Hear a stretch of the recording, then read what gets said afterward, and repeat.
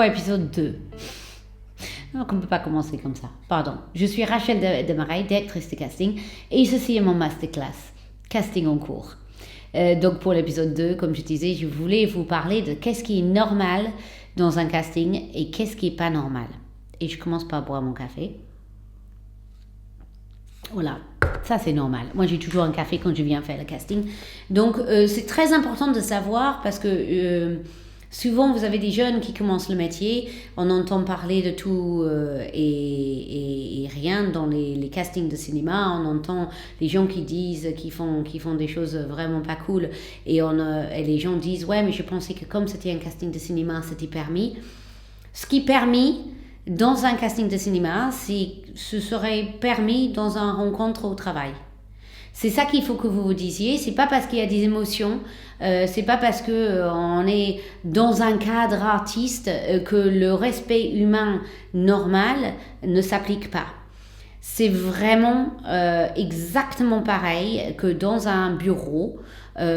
Si vous accepterez un certain comportement dans un bureau, c'est que vous pouvez l'accepter dans un casting. Le directeur de casting, il doit toujours être très respectueux de vos choix. À aucun moment il abuse le fait qu'il est derrière la caméra et qu'il vous demande de faire les choses avec lesquelles vous n'êtes pas à l'aise. Quand vous venez en casting, et je parle des adultes parce que encore le casting enfant c'est un autre sujet et il faut qu'on le traite aussi. Je caste moi beaucoup d'enfants.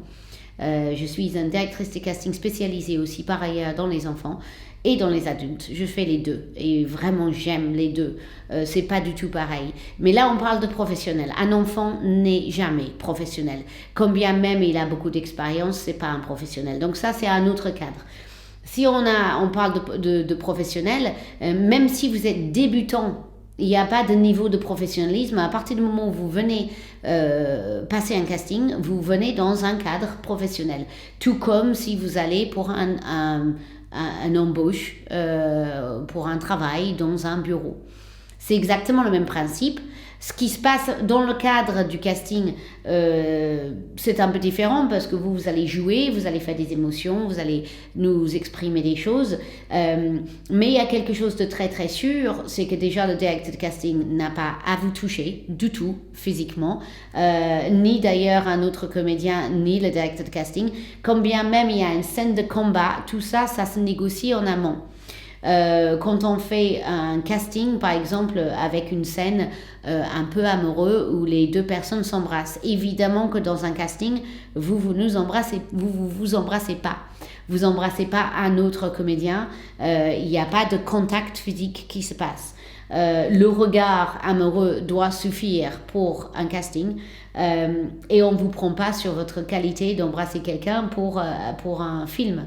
On vous prend sur la qualité de comédien et sur votre capacité de jouer un rôle. Donc c'est très important ça, de savoir que ces choses-là sont pas normales de demander. Alors parfois vous avez quand même deux comédiens qui ont envie tous les deux, d'un commun accord, de se toucher. Par exemple, moi, j'explique, et entendons-nous, quand on dit se toucher, je parle de toucher, pas de faire des attouchements. C'est-à-dire que vous pouvez avoir un comédien qui va demander à l'autre, et c'est tout à fait normal, est-ce que je peux mettre ma main sur ton épaule ? Parce que pour jouer la scène, quand bien même les deux ils se font un câlin dans la scène, on n'a pas besoin de toucher l'autre pour bien jouer la scène et obtenir le rôle. C'est extrêmement important que vous le sachiez ça. Donc moi, je demande toujours aux comédiens quand ils sont là de se mettre d'accord sur s'ils ont envie ou pas.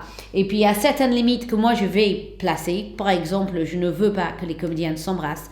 Parce que vous pouvez également avoir un comédien qui est un peu intimidé, qui se dit que peut-être pour avoir le rôle, ce serait bien qu'il aille jusqu'au bout. L'autre comédien est d'accord pour s'embrasser et donc du coup, il se sent un peu dans une situation où il doit dire oui ou non. Moi, il y a certaines limites que je place en tant que directeur de casting et qu'on doit placer déontologiquement pour que les deux comédiens se sentent safe, qu'ils se sentent en sécurité et qu'ils comprennent qu'on joue la situation avec les émotions, mais on ne se met pas dans une situation inconvenante ou inconfortable. Pareil, si on doit jouer une scène dénudée, il n'y a nullement besoin de se dénuder pour la scène, devant la caméra, pour un casting. Vous pouvez tout à fait, là on a eu une scène là récemment où quelqu'un devait être en peignoir en sortant de la douche. Alors j'ai proposé aux gens de venir avec un peignoir. Et il y en a qui avaient envie de juste mettre un peignoir. À un moment donné, il enlevait le peignoir et il avait envie d'être en slip. Moi, il n'y avait pas de problème à ce qu'il soit comme ça s'il était à l'aise. Mais il pouvait également très bien être avec un jean et un t-shirt et un peignoir par-dessus.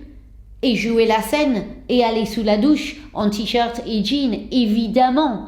Parce qu'un casting n'est pas jugé sur votre physique. Alors ça peut être une question peut-être, on a besoin de voir si vous avez des tatouages ou pas, mais ça c'est dans un deuxième temps. On peut vous poser ces questions-là.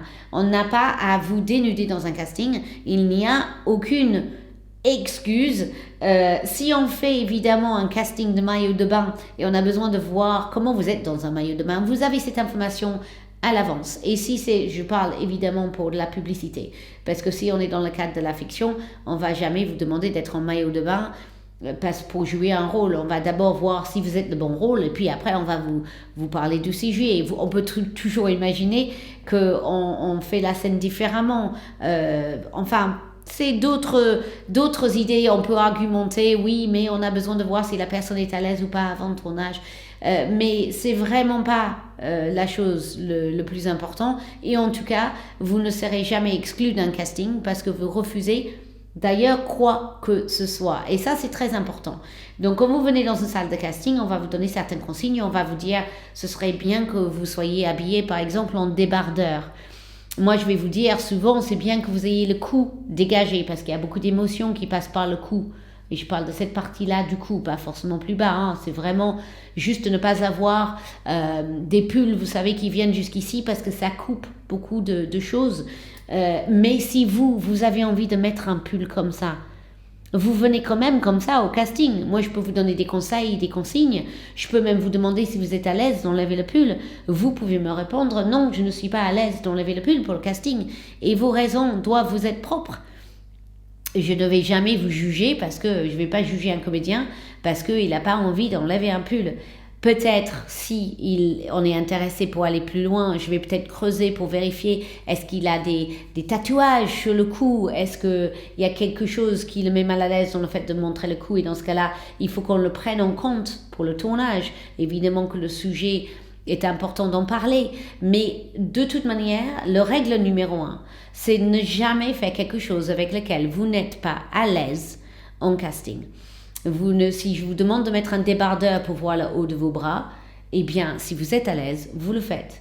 Par contre, si vous n'êtes pas à l'aise, vous mettez un t-shirt et vous expliquez que le jour du tournage, vous pourriez absolument enlever le haut, mais que là, vous n'avez pas envie de montrer le haut de vos bras. Et que si ça pose problème, parce qu'on parle de la pub encore, évidemment, dans le cadre de la fiction, ça ne posera pas de problème. Mais si ça pourrait poser un problème, à ce moment-là, on va soit vous le dire, qu'on a vraiment besoin de le voir, le haut des bras, et je parle de petits détails, hein. Ou alors tout simplement, vous aurez bien fait de ne pas le montrer, parce que si faire la publicité, c'est juste, ça se résume à montrer le haut des bras, c'est peut-être pas une publicité non plus extrêmement intéressant. Et puis si vraiment vous avez envie de montrer le haut de vos bras et que ça vous dérange pas, si c'est les consignes et vous vous sentez à l'aise, vous le faites. C'est vraiment vous et votre confort et votre ressenti. Un directeur de casting va jamais vous obliger de quoi que ce soit. Encore une fois, le directeur de casting n'est pas un chef. Il n'est pas votre chef. Il est directeur des opérations dans la salle. Vous êtes directeur de votre comédie. Vous êtes directeur de votre propre personne, de votre propre zone de confort. Vous êtes directeur de ce que vous êtes prêt ou pas à faire, dans le sens où toucher la main de quelqu'un ou pas. Et il y a des comédiens qui détestent toucher les autres. Et bien pour le casting, ils peuvent très bien l'exprimer et dire voilà, ça c'est ma limite pour le casting. Ils vont pas être exclus du casting pour autant. Ou alors, le directeur de casting n'est pas professionnel. C'est important de le savoir. Donc voilà, vous créez vos limites, vous créez vos propres sens de limites et surtout vous faites jamais rien avec lequel vous ne serez pas d'accord à faire dans un bureau normal. C'est pas parce qu'on fait un métier artistique qu'il faut sortir du sentier normal de la société. Non, on est dans les mêmes règles, on est régné par le même respect. Oh, j'ai encore une mouche qui passe. On a parfois une mouche qui passe dans cette pièce, je ne sais pas pourquoi. Je pense que c'est la mouche résidente du studio, c'est Pierre. Pierre, tu dis, il ne veut pas dire bonjour maintenant. Non, il est parti. Voici pour la petite masterclass, l'épisode du jour. Je vous souhaite une très bonne soirée et je vous dis donc à demain pour l'épisode 3.